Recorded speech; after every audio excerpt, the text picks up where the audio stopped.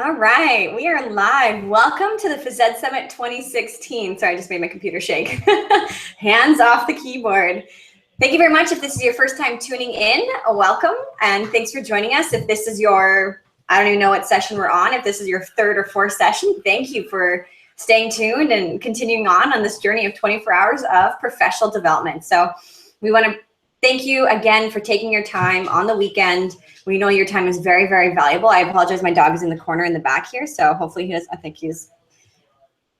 hopefully he doesn't bark and doesn't do anything. Adam's doing a session on the other side of the wall here, so we had to kind of decide who gets the dog. So if you hear panting, that's Strutter. So anyways, thank you very much for giving up your time to be here with us today, and I want to thank our presenter for jumping in and joining us and sharing your expertise and your knowledge today as well. So a couple quick housekeeping items. In the Tozzle, which you're in right now because you're watching us, if for some reason something's not working right or something cuts out, just refresh that screen on your, I don't know what you call it, the bar up at the top, refresh that screen. If you're in like Internet Explorer, probably isn't going to work out the best. So if you have like Safari or Firefox or Chrome, those might be better browsers. So if you're having any issues, maybe try a different browser as well. Feedback survey. So if you want your certificate of attendance, in return, we ask for some feedback. So we have the feedback survey on the website right now. Go in, fill it out, and you can get a certificate of attendance for all of the sessions you are watching or just one of the sessions that you're watching. It's up to you. Okay, Ryan, it's all you know. I'll be quiet. Okay, thank you, Naomi. So just to kind of reiterate what Naomi said, welcome. Thanks for tuning in. I'm excited to be here today. I just tweeted out, broadcasting from beautiful Edmonton, Alberta. It's pretty sunny today, which is nice. So for the next hour, we're going to kind of dive into a new way of looking at physical literacy in schools. And it's a model that we have kind of disseminated across the province of Alberta, using a comprehensive school health approach. So depending on which part of the world you're tuning in from, you may have heard it differently. You may have heard it described as whole school health or student-centered health or another type of comprehensive school health model. So excited to dive in here. We'll get you going. Let's pull up my presentation. Okay. And just to let everybody know, while Ryan's pulling up his presentation, in the Tozzle, there is a chat function. We'd love to hear from you. You know, what are your thoughts? Do you have any questions? Here's the place where you can go to have that back channel, is what we call it, conversation. So if you're new to this, please don't be shy. Jump in there, tell us where you're from, and maybe share some of your experience or some of your knowledge, or ask any questions. So, all right, here we go. All right, so what you're going to get out of this morning or this afternoon or this evening, wherever you're tuning in from, I'm hoping to give you some more information and learn more about what Everactive Schools is doing in terms of a physical literacy mentorship model, and then learn more about the Circle of Courage model. So you may or may not be familiar with this model that kind of surrounds student health with an Indigenous lens. So we'll talk about that model. Learn more about lesson planning with a physical literacy focus. So this was really an interesting learning experience for me, and I'm excited to facilitate that over to you as well, to kind of show you how I developed some lessons with Everactive Schools with the physical literacy focus, regardless of subject. So in math, in language arts, of course in phys ed, and then in science and so forth. So about that. Learn more about how you can plan, deliver, and celebrate physical literacy within your school community, and then learn about upcoming hashtag EAS chat professional learning opportunities. So if you're in the Tozzle, you can check out, you can kind of scroll down and see some documents I've uploaded in there, and one of the links that I have in there is a Twitter hashtag EAS chat. So you can kind of scroll through that, take a look around the EAS chat, and just see kind of if that's something you'd like to jump in on down the road.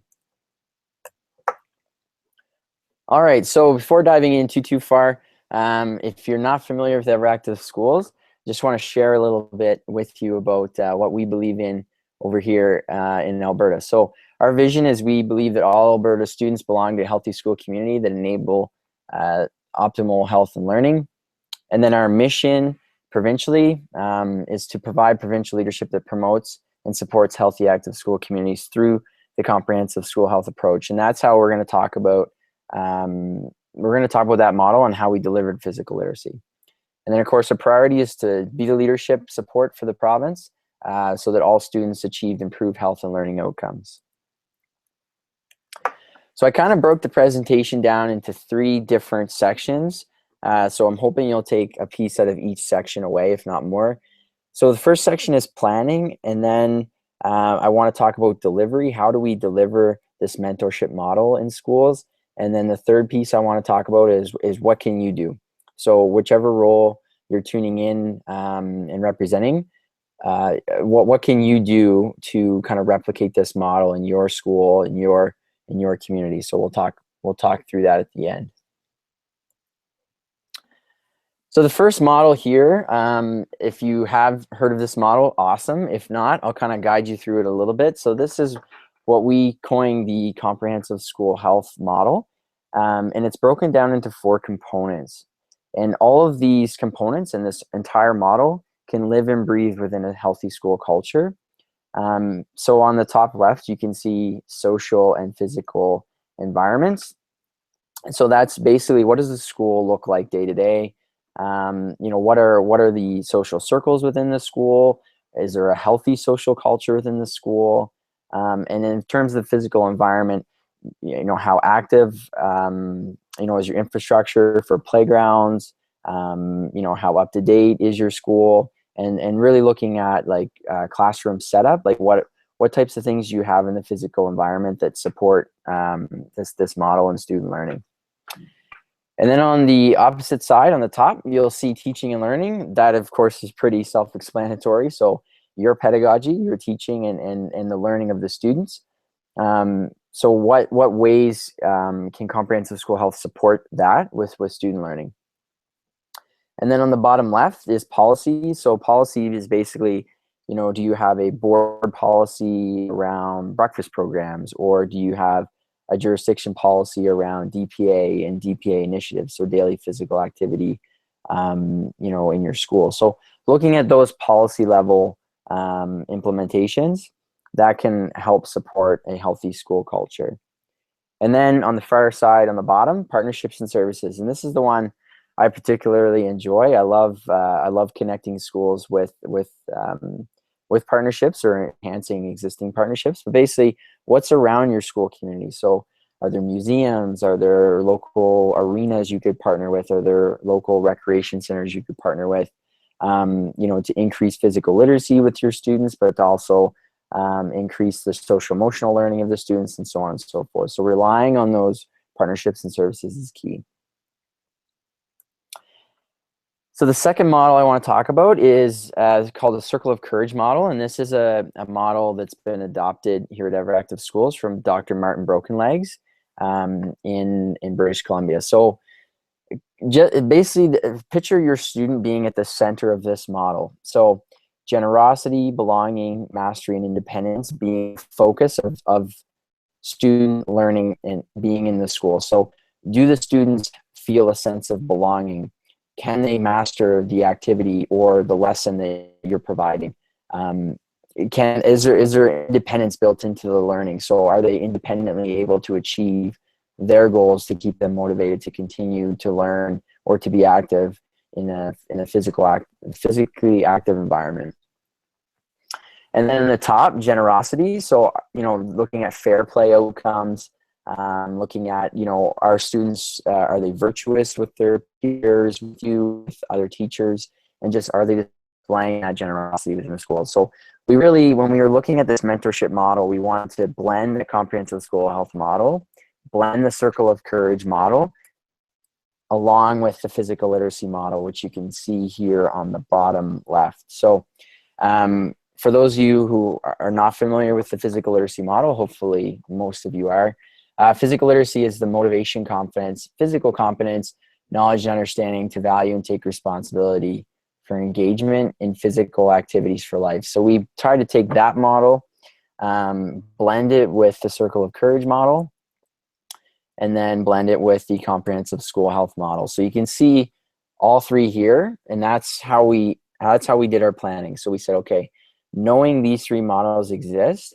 how can these three models blend together in a school setting to enhance the physical literacy of not only the students and the teachers, but the entire school. So support staff, administrators, parents, everyone that touches the school. So so that kind of gives you a little bit of an overview. I rolled through that pretty quick because I want to get time to talk about delivery of this in schools, and again, ways you can implement pieces of this in your school. And then, of course, I want to save time at the end for questions. But yeah, that's kind of a brief overview. And just to give you some broader context too, before I forget, we implemented this model in 4 First Nation schools across Alberta. So they were in 2 separate First Nation Métis communities, but blended in with four separate schools. So this was a huge success, and I'm excited to share it.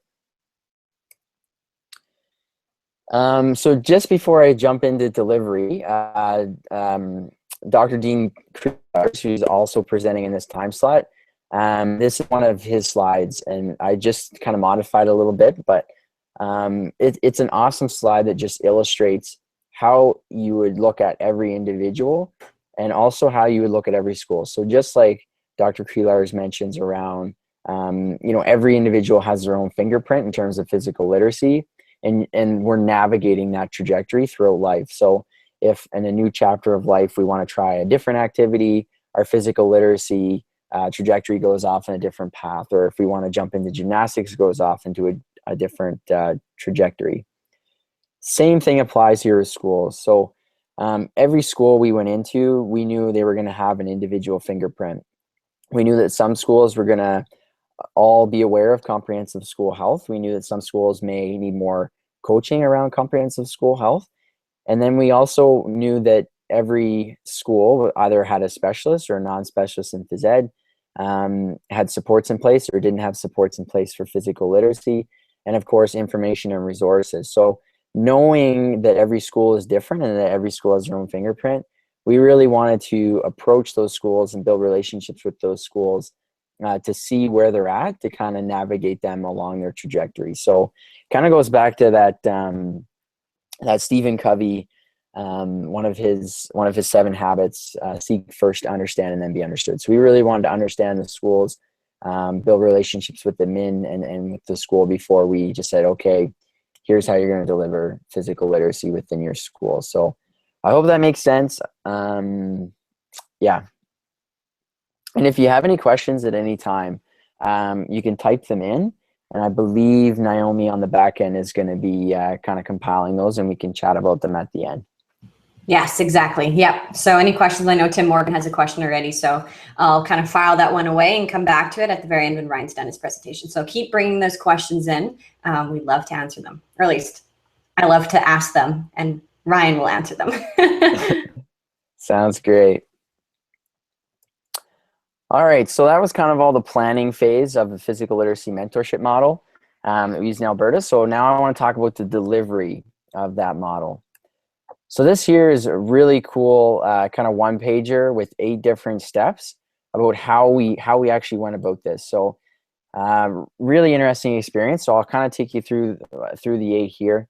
After finals, we then met with the administrator. So sat down with the administrator, talked about roles in their school, identifying quote unquote the champion in their school the champion in the school, and some schools had 2, some schools even had 3. Champion in the school is somebody that's kind of that go-getter, somebody that is doing a lot of after school programming or really taking on some leadership roles, really enriching the school environment, taking on different responsibilities above and beyond their teaching. And so we really wanted to identify those champions with the administrator to say, okay, who would be best to kind of mentor, but also who would be the best champion in the school to further this message and to further this physical literacy programming when we leave. So we wanted it to be sustainable, and we wanted to work with champions who wanted this. And that was part of the success of the implementation and delivery, was working with champions who wanted to take on that role. So once we identified the champion, we then met with that champion and the administrator, talked about where they're at, what they may or may not know, how professional learning opportunities they've been to, their comfort level with content and things like that. And then we really want to develop a relationship with that champion, to really say, okay, we're here for you. Any questions you have for us around physical literacy, we're going to come and answer them. So met with the champion, and then of course we did a school-wide professional learning. So that was a key piece to the success, was providing professional learning to the entire school to say, okay, we're working with one champion in your school, but here are things you can do in your subject area, your area of expertise, to embed physical literacy across your school. And Naomi and I talked about this before, but the point here with the school-wide professional learning was that every teacher, administrator, and support staff is a stakeholder in physical literacy. It's not just the phys ed teacher's role or the health teacher's role or the math teacher's role. It's everyone has a stake in that physical literacy and student health. So we wanted to reemphasize that through giving quality professional learning. Then we moved into physical literacy in class, which I'll talk mostly about throughout the morning here, about how we embedded in lesson planning, existing lesson planning with our champions. And then we looked at other, what I like to call fringe time. So each week, the fringe time could be, that period before first class starts in the day, of course, recess, if your school has recess, lunchtime, after school, if there are those blocks of time there, how we embed physical literacy intentionally during those times. And fostering that student leadership throughout those times. So we wanted to really focus on that. And then looking at that partnership services, again, that comprehensive school health approach, physical literacy in your community. So what is in the community? What capacity can we build within the community? Can we reach out to a local university? Can we reach out to, I know one community, for example, they reached out to the local police force, and the local police force actually came down and did a wellness day with their school, and they were part of that wellness day, and they were playing floor hockey with the students, and it was just crazy to see that partnership build and how responsive the students were to having that day and having that support from the community. So that was really cool.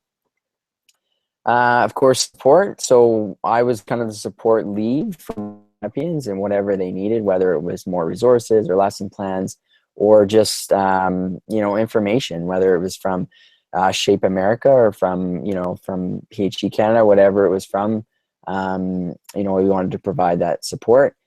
And then of course at the end we wanted to celebrate success. So we believe that celebrating the good things that are happening in schools is a really great way to make it sustainable, that schools will want to continue that momentum when we leave.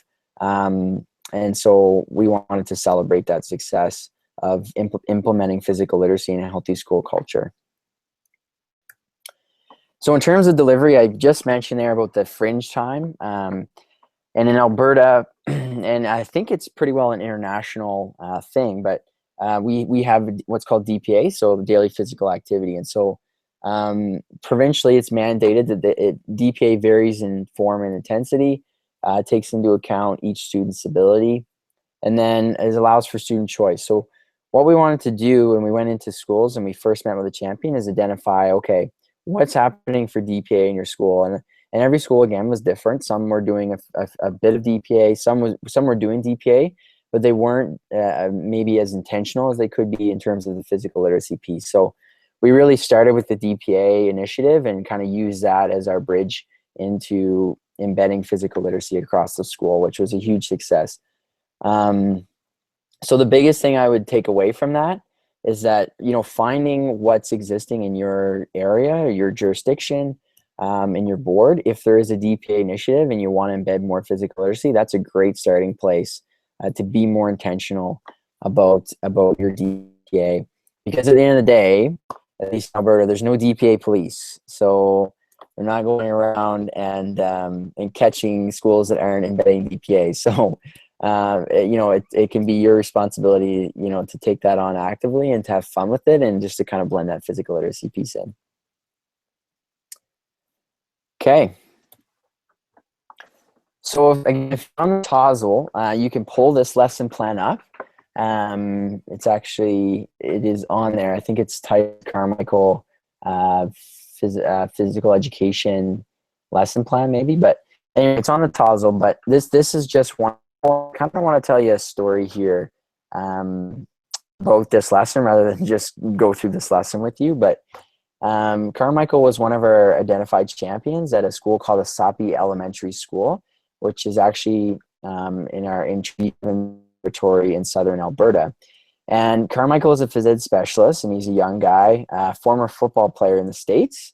And my role, working and co-teaching Carmichael as he was the champion of his school, was basically just working with what he's already doing and just digging a little further. And I think that was key with that relationship with Carmichael and building that, was that just nudging the instruction, the intentional use of physical literacy terminology in his phys ed environment was key there. So this is a lesson that him and I built together and then taught together.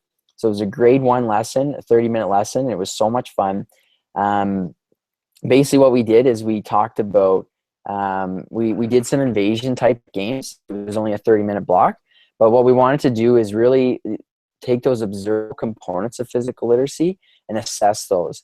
And if anybody is ever familiar with Dean Dudley's work, if not, you can ask me a question on it later. But Dean Dudley has a really cool physical literacy model, and I took his model, of course, with his permission, if he's on this presentation.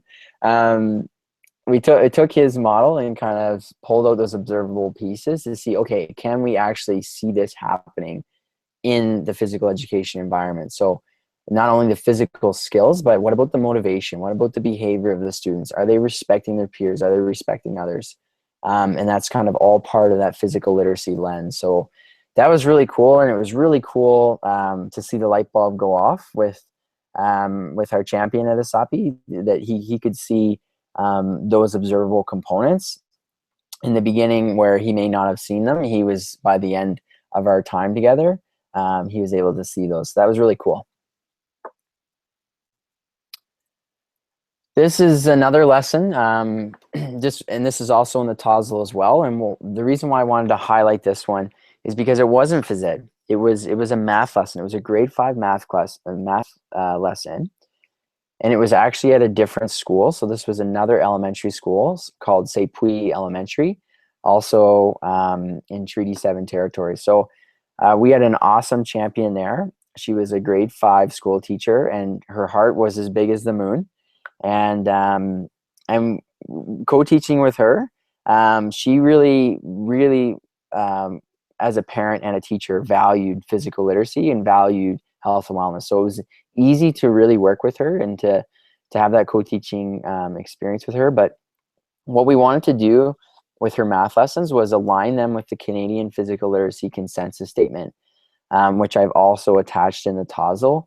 And so what we wanted to do is break down those 4 components. So the affective, the physical, the cognitive, and the behavioral. So again, not just looking at the physical pieces, like our students demonstrating fundamental movement skills while learning math. That's a great thing to achieve, but we wanted to take it a step further with her students and say, okay, are our students demonstrating an understanding of the movements, the tasks, and the expectations in the activity, how it relates to health?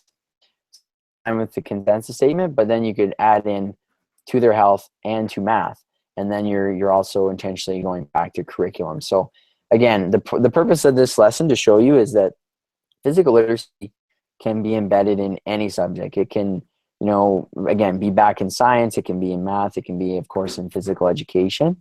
And it's fairly easy to do. Once you get into the habit of building that into your lessons, you can just roll this out, which is nice. So the assessment, I highlighted that as well. So the things we wanted to observe, again, looking at that more observable piece of assessment, was are students willingly participating in the learning activities? So in this lesson, I actually had them outside doing some activities. So that was pretty cool. So being able to observe that in the outdoor environment was really neat. And then asking, of course, are students able to stay on task during the activity? and while comparing fractions with their partners. So I had them doing an activity there, and I can send you the full lesson if you want it. But were they basically, were they staying on task during the activity? And then our students able to connect. The activity we did was dice tag for one of the parts of math. Are they able to make that connection from that activity to fractions? And that's huge. So another one of the presenters at this time slot is John Carney. And John Carney has some great research around the prefrontal cortex and cognitive functioning with what's happening when students are moving, when children are moving. So if you want more of that kind of research, check out Dr. John Carney. He's got some great research out there, but I took some of his research and said, okay, how can students merge or cross the bridge between what they're actually doing and how they can be learning fractions actively in the outdoor environment? So it was really cool, a lot of fun, and I enjoyed that one. So another thing we did with the delivery, and this is also attached in the TOSL as well, it should be titled Physical Literacy Healthy Schools Action Plan. So what we did here is we basically said, I came back and I called one of my colleagues, Chris Fenlon McDonald, and I said, Chris, I really feel that, we really need to build an action plan with schools because we don't want to overwhelm schools. We don't want, last thing we want to say, oh, here's physical literacy and it's up in the clouds and, nobody can achieve it and get all excited and then leave. We didn't want to do that. So what we did is we built this action planning tool, and you can see the full length of the tool in the TOSL, but basically we wanted to kind of get them to focus in. So one of the schools we used this with, they sat down as a team, and they built this. So basically it was June, so they were building it for September, and I'm going to check in with them in a couple weeks actually and see how they're doing with their action plan. But what they wanted to, I basically said, okay, what are your 3 goals? What are the 3 or 4 activities you're going to do to reach those goals? And then what are the barriers we need to talk about ahead of time? And then what resources and support do you need? And so breaking that down for them was huge because it shifted the focus from, one idea being better than the other to everybody coming together and having a collaborative effort on how they're going to actually intentionally embed physical literacy into all parts of the day. So one of the things that was really cool that came out of this is they started a Wellness Wednesday right after they finished this. So what they did is their Wellness Wednesday was the first Wednesday of the month, on Wednesday mornings, hour before school started. The teachers who are coming in early anyway, because it seems like all teachers are coming in early because there's so much work to do. So they came in early, and the students that had come in early because it's a rural school, so a lot of kids get bussed in early. So they got together with the students and they basically just walked outside and around the school for an hour. Sometimes it was 45 minutes depending on the bus schedule, but yeah, it was really cool because they basically just built this right from the action plan. Immediate action step was a Wellness Wednesday. And again, it goes back to that nudging, just nudge physical literacy through the school health lens was really important. That was really cool. So I have a couple pictures up on here because you're probably all getting a little bored of me talking. So I want to freshen up a little bit. So for anybody who is on this in the session right now, who's probably between the ages of, let's think here, maybe 20, and I'm going to go as high as 45. If you're anywhere between 20 and 45 and you look at that picture on the left, I'm hoping you recognize it. If not, that's okay. But this is a clip from The Karate Kid. And then I'll explain it here in a second because up on the right-hand side, you can see a picture of a fella wearing a great t-shirt that says, "Find the joy in the journey." And this is Carmichael. So this is the gentleman who's the phys ed specialist that I did the co-teaching with in elementary. And of course, Carmichael gave me permission to use his photo. He was excited to know I was going to be giving a little bit of a story on him. So the whole goal of leadership and mentorship is how can you replicate yourself? So we had felt like we had delivered a great mentorship model within schools, and with Carmichael being at the forefront of that, we wanted to really empower him to go and also be a leader within his school. So what happened was, when we were done, our mentoring and the school year was ending in June, Carmichael actually met with his team, and they decided that next year he is going to be mentoring one teacher a week within their school all year. And he's going to be mentoring them around physical literacy. So one day a week, one of the other elementary generalist teachers is going to come into his phys ed environment, and he is going to take them through some different activities and show them the resources and guide them through the equipment room, really show them how to give quality physical education for when he has to leave. Because Carmichael, being the champion he is, he's always taking kids to the pool, or he's taking them to the parks. He's taking them somewhere. So a lot of times he's actually pulled from the school. But what happens is then all the onus was on him to deliver the physical literacy content. Whereas we wanted to really shift that focus so that all teachers are empowered to deliver physical literacy in a healthy school community. So Carmichael is now, starting in September, he's going to be mentoring all the teachers in his school, and it's only his second or third year of teaching. So it's pretty exciting stuff to see the confidence and the competence that he has in physical literacy kind of shining in his school. So I'm really excited about that. One thing I have here that I want to share with you too is that this is a quote from Carmichael. He wanted me to share with you. We have a planned timetable change in the fall for school-wide physical activity 4 days per week. So the older grades, so it's a K to 6 school, I believe, or K to 5. The older grades will be doing literacy and numeracy for 2 of those days. And then the other 2 days, they're going to be doing physical literacy in the gym, and then vice versa. The younger grades, 2 days a week, will be doing physical literacy in the gym, and then switching and doing literacy and numeracy. So if you are familiar with some of those models out there, there's a really cool model that shows, physical literacy is right there with numeracy and literacy, right? And we need to balance that. We need for the whole child to value movement for life.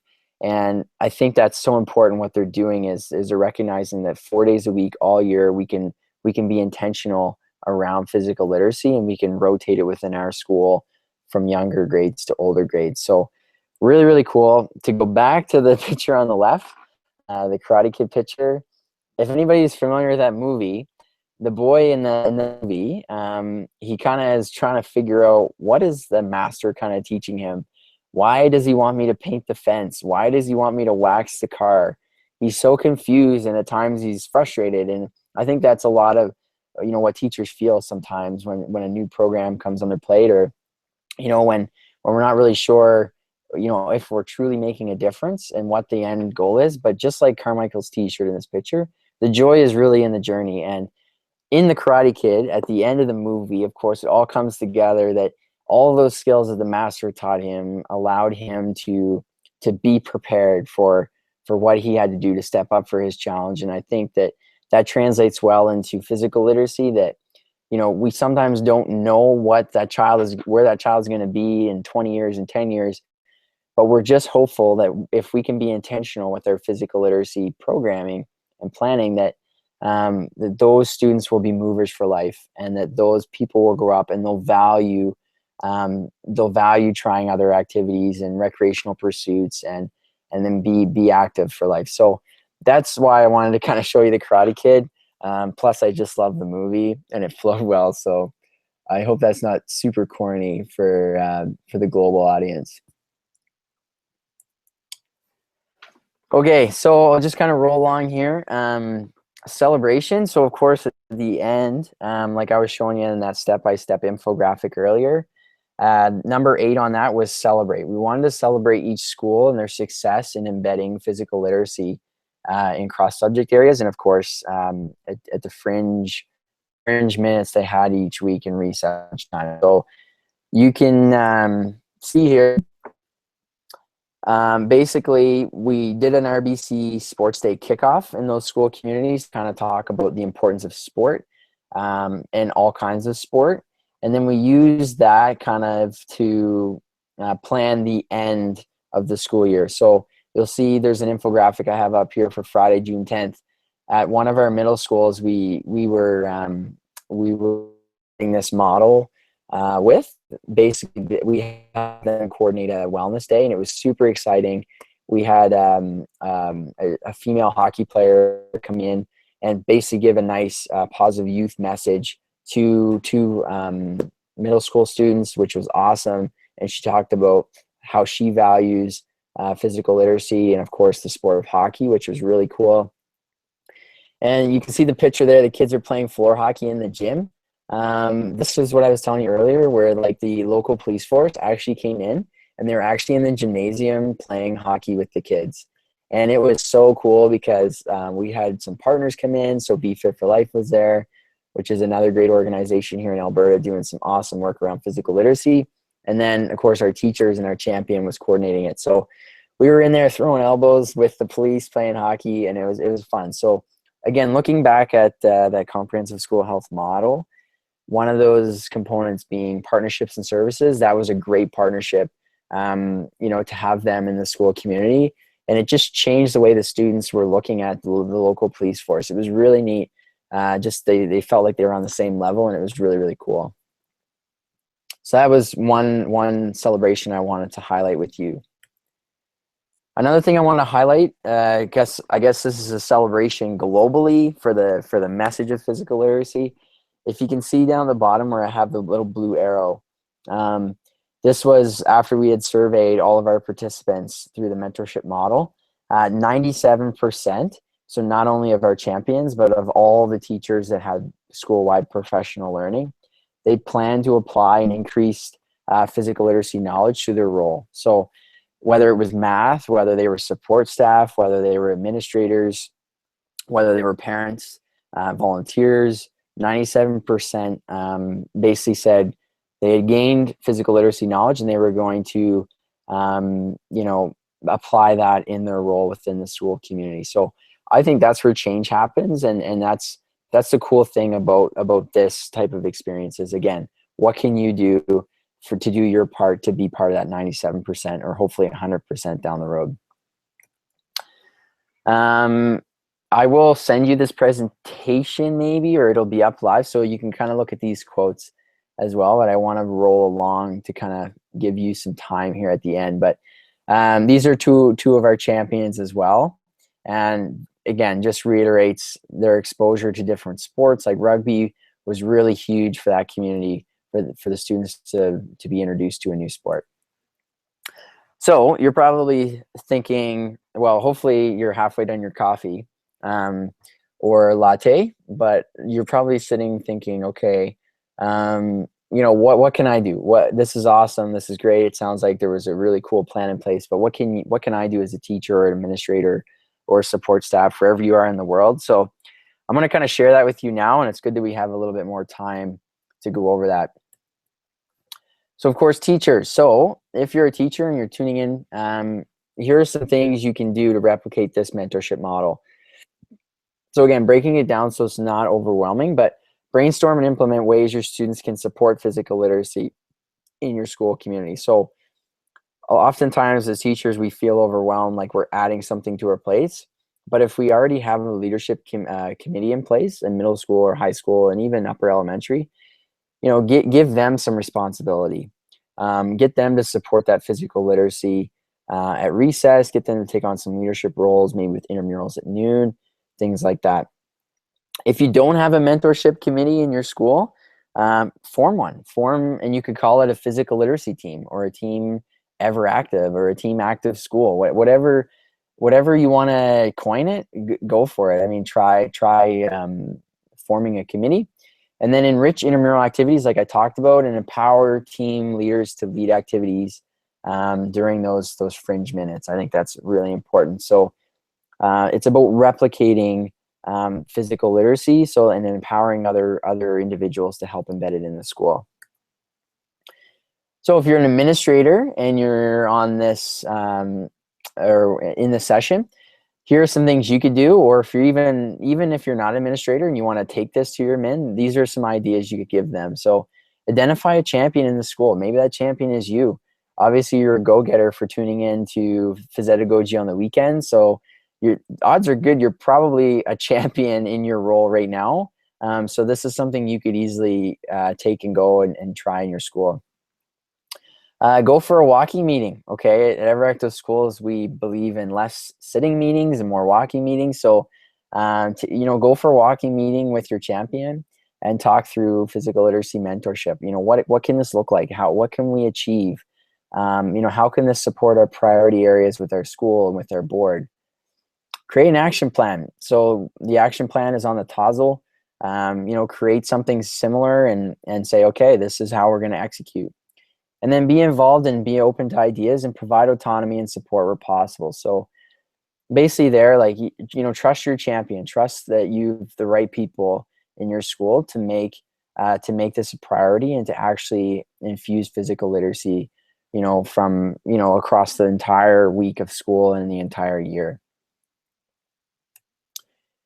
So coaches, so if you're a coach, here are some things you can do to replicate this mentorship model. So for example, think about ways your athletes can support physical literacy programming. So if you're coaching, a baseball team, what can the baseball team be doing to also, highlight soccer, highlight field hockey, highlight, different types of sport activities that your school can participate in. If you're holding or going to plan some sort of an active day or a field day or a physical literacy day, why not get your student athletes to help support and do all the upfront programming with that? Find ways to pull them in so that they also realize that outside their sport context, there's this important physical literacy term that they need to get their head around. And then enrich intramural activities again, get students to help where possible, and then empower them, just like I mentioned in the other slide too, team leaders and sport leaders within your school. Get them to take ownership of that. And then support staff. So if you are support staff, here are some things you could do as well. So again, everyone is a stakeholder in the physical literacy of all students. So that's why I want to include a slide here for EAs, educational assistants or teacher assistants, facilities management. Anyone who's existing within the school has a role in physical literacy. So look for ways to support existing programming. So, it could be as simple as making sure that the floors are clean in the gymnasium so that the kids come in and they're not wiping out or they're not slipping, or, that's a very simple infrastructure thing, but that alone can be the difference between a child having a negative physical literacy experience and then a positive physical literacy or physical activity experience. So supporting your champion through their role modeling. So ask them if there's anything they need, develop a relationship with them, and then look for ways to offer modifications for students. And then, if you're educational assistants or a teacher assistant, provide programming support. So ask the champion, hey, is there a way I can help you with your programming here? Is there a way I can be involved in the wellness day? The students that may need different modifications, how can we better empower them to be leaders within the school as well? So those are just some ideas there. You may think of some others as well. And we got about 5 minutes here before I'll finish up. And then I'm open to all kinds of questions, and I'm excited to connect on Twitter. But here are some things you may want to consider looking at this mentorship model. So are there existing partnerships? So you're about to start your school year, or you're probably already started. This is a great time of your year to really sit back and say, okay, here's my year plan, here's what I'm doing, but what partnerships can I leverage, or what partnerships can I develop, over the next weeks or months, and really get them to be more formal and relationship-based partnerships to help with your physical literacy programming. And then how can physical literacy blend into your jurisdiction or school district priority areas? Shape America standards, so the national standards. How can your programming help meet those national standards? If, of course, you're teaching in America. Are are there community rec centers that close by to help with physical literacy planning and implementation? So that one's huge, right? It's very similar to the first one, like reaching out to those rec centers. I know in Canada, some of the schools I've been to, they do a really good job with rinks or places basically where students can go, you know, if it's outdoor rinks, outdoor skating, indoor skating, because our climate is very cold in northern Canada. So, you know, having those partnerships is great because it takes the onus of the students being in the gym all the time to being able to be in the recreation environment and skating. Grant opportunities, wherever you're at in the world, ask around, start thinking about, are there grant opportunities for funding for more equipment, you know, for more space, for a trip, or whatever that is, to really give your students quality physical literacy experiences. And then sustainability. So back to that action planning tool, what are some ways you can start with the end in mind? So, you know, basically, here's what the car looks like. How can I build the car today so that it looks like what I'm envisioning in my mind? So that piece is huge. And just one last slide here to go over, actually, and then we'll finish up. This is our Everactive Schools chat, or hashtag ES chat. So you can see here, of course, we had Naomi moderate one of our chats back in June, and it was fantastic. So basically how this works is the first Wednesday of every month at 8 p.m. Mountain Standard Time, which would be, I'm trying to think with that would be 10 p.m. Eastern. So it's a little late for those of you who might be in the Eastern time zone. For other parts of the world, check your iPhone to see what time that would be. But we typically moderate 4 to 5 questions surrounding a specific topic in health and physical education. So this was a really key topic that was voted on in my poll on Twitter. We wanted to talk about technology and health and physical education. So the next chat is going to be happening on Wednesday, September 7th. So you may want to take note of that. Again, 8 p.m. Mountain Standard Time. And I actually just told Naomi prior to this that our good friend Matthew Pomeroy, or you may know him on Twitter as Physed Pomeroy, he is going to be our co-moderator. So I'm super pumped because Matt has so much energy. I don't know how the guy can actually sit on Twitter without moving and running. So I'm really excited to have him on board. Excited for the topic. It will be something around, of course, health and physical education. We're just determining that now, and stay tuned for more information. So check out that hashtag, jump on that chat. And if it's your first time on the chat, depending on where you are in the world, we'll send you a free resource. So if you're a health and physical educator, you can basically get a free resource. Last year, we tried to send some to Australia. We tried to send some to Singapore. But we'll see what happens because Canada Post is expensive. But we'll see what we can do. If nothing else, you'll get to connect and share and learn, get some quality professional learning. So that's it for me. And I'm going to turn it over to Naomi and all of you to, just discuss if you want to discuss, or if you have questions, we can chat a little bit more.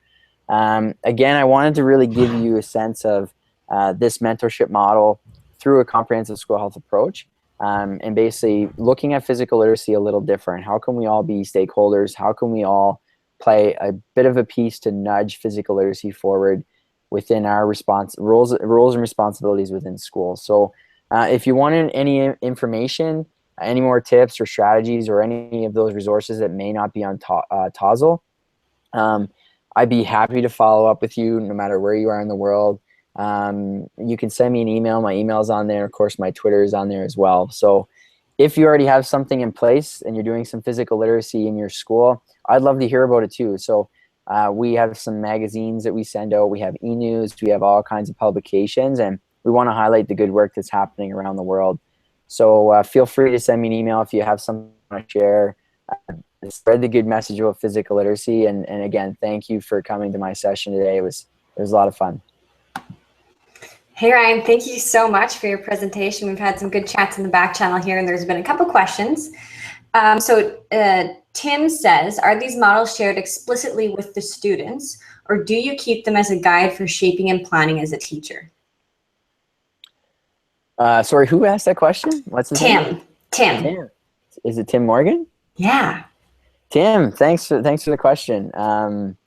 Great question. So they were mostly used from the administrator and the champion end. So mostly shared, those planning pieces were shared around with the staff. So the students were part of the action planner. Like some of the student leaders at the middle school level were part of being on the action planner. But for the most part, the students, it was more invisible to them. And we tried to make it seamless. We wanted it to be just physical literacy is happening within the school, and it's improving the healthy school culture. So it was mostly for the teachers and administrators. Hope that answers this question. Sorry, I was on mute. I was like, click, click. Oh, that's okay. Yeah, and then he had one more question. And I was trying to clarify, so I'll read the clarifying question he had said. So he said, I'm asking about whether the person being mentored is involved. Oh, I changed something. Sorry, is involved in recognizing the learning and gains experienced by the mentor. I'm interested in mutual benefit. Interested to see if mentorship is structured as a one-way learning venture, or is there recognition of mutual gains of the learner and the mentor? Oh, great question. So this is the coolest part about this model is it is totally two-way.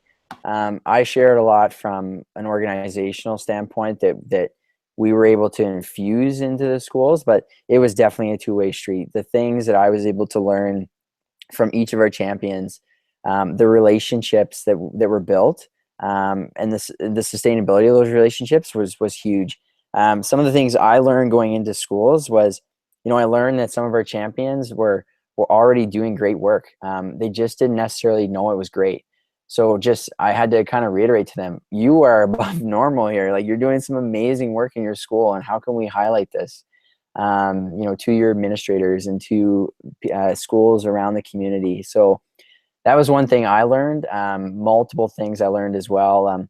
Messaging was huge. Like, a lot of our schools were really good at, providing us with information from the community, which was huge. So we got to know more about the community, and an openness to learn. They had some great background experiences to share. They had some great cultural background information that I didn't have for the school. And for example, Tim, in these schools, one of the things I was able to be a part of was a school-wide powwow. And it was really, really neat because that's something I've never had a chance in my life to experience, both personally and professionally. So it was an honor to be invited to that as a dignitary, and just to see the healthy school culture in the powwow setting, and to see our champion involved in that was really, really cool. So definitely a two-way mentorship model. Again, I highlighted a lot from what I was able to infuse, but if we had one of our champions in the session, they would be able to speak to the things that they provided to Ever Active Schools and to myself personally. So I hope that answers your question, but I would do it again in a heartbeat. It was so much fun. Awesome, thanks. And then there's one more question. What grades would you start students in a physical literacy mentorship? Great question. This model, we embedded it in a K-5 school, a K-6 school, and then we also embedded it. The fourth school was a K-9, so we embedded it there. But we strategically focused within that school to go on the K-6, just on the priority area that the administrator had set. And then in the fourth school, it was actually grades 6 through 8. So we've successfully embedded this model into basically from kindergarten up to grade 8. And I'll give you an example of how this could look in lower and upper elementary. So in one of the language arts lessons, I took in some activity cards, and very basic activity cards that had very little reading on them, and just more visual for the students. And so it was grade 5, and they were going to be mentoring, or they were going to be doing reading buddies with grade 1. So what I got them to do is take 5 minutes less of their reading of their book, and gave them each one of these cards, and they had to read the card and do the movement and understand the movement and what they were actually achieving. And then I got them to hold on to that card along with their book, and then they went and they got the grade 1s. And what I got them to do was actually do the activity and then read to their reading buddies. And the responsibility that those grade 5s took in knowing and understanding and doing that activity on the card, because they wanted to teach it to their grade 1 reading buddy. They wanted to be that leader with them. It was so cool to see how responsive the grade 5s were to taking that on and valuing that physical literacy piece in front of the grade 1. So it can totally happen if you have a reading buddies program. That's a great way to bridge that and to embed a little bit of physical literacy there. On the playground, I saw it a lot with some of the older kids taking responsibility with the younger kids. So yeah, you could totally start with kindergarten. You could even do this pre-K. We haven't done it yet. We're hoping to do it, but K to 8 for sure. High school would look, depending on which high school you're working with, I would say it would look more at a social standpoint. You'd really want to look at that, and then you'd want to look at the sport context a little bit more than just your basic physical activity and movement. So just depends. But again, if that's something you want to do, then just send me an email and we can chat about some ideas. Perfect. Thank you. And then the last question is from Colin. And he says, what is Everactive School's growth plan for this mentorship? What's next? From Colin? From Colin. Okay. Great question. So what we want to do, we have the initiative with HPEC, which is the Health and Physical Education Council of Alberta. And we're actually going to be basically embedding this model again in 3 different rural school settings across Alberta this year. So I'm super excited to be involved in that. So we saw the success of this year in Alberta. And so we want to highlight it in 3 separate rural communities to see, how can we better support and mentor schools that are in rural areas in Canada. And I think that's so important, just as important as urban settings as well. But that's kind of what's next for this. In terms of the growth plan, I'm sure we're going to learn so much more with those 3 schools in that initiative as well. And hopefully in another year from now, we're talking about doing this in more schools across, not only Canada, but across the US and across the world. That would be ideal. Fantastic. Thank you so much, Ryan, for taking your time on a Saturday to share with us. I know you've been busy doing a bunch of different presentations, so we really appreciate you taking the time to share how, you are helping every single stakeholder embrace physical literacy and support it in our schools and with our youth. So thank you so much for sharing that information. And thank you to those who came out and joined us in this session. We really appreciate it. And just a final little mention of the feedback survey once again. If you want your certificate of attendance, head to the physpedagogy.com website, go to the Phys Ed Summit tab, and on there you'll see a little section that says feedback survey. If you fill in that feedback survey, you will get a certificate of attendance that says all the different sessions that you participated in because you click them.